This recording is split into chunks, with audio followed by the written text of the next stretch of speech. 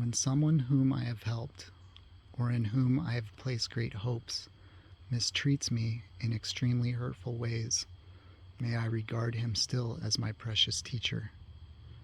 Generally speaking, when we help someone, we tend to expect certain things in return. When someone is close to us, we tend to have certain expectations of that person. And if that person, instead of responding to us in a positive way and repaying our kindness, inflicts harm upon us, normally we feel a sense of outrage. Our sense of disappointment and hurt are so strong and so deep that we feel totally justified in reacting with anger and hostility. For a practitioner, it is suggested to not give in to that kind of normal response, but rather utilize the opportunity as one for training, to regard that person as a true teacher of patience and acknowledge the value of that person as a rare, precious teacher. However, this is not to suggest that a practitioner should simply yield to whatever harm or injustice is being inflicted upon him or her.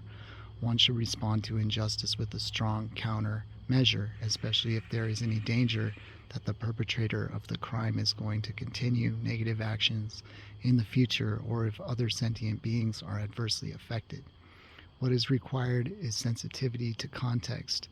If a particular injustice happens and brings no wider consequences to bear upon either the perpetrator of the crime or upon the sentient beings, then perhaps you should let it pass. So again, this is kind of like a way to pull a reverse Uno move on life. Is like, I can just so much totally relate to this. Is like when I invest in someone, whether that's a friendship or a work relationship, and then I get done dirty, it really gets my goat.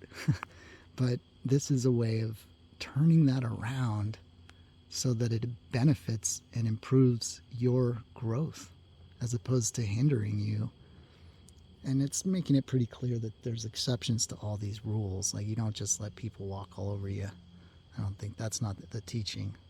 But I'm really enjoying these ways of the practitioner. I think I'm going to start my my spiritual path as a practitioner. Today, I am practitioner.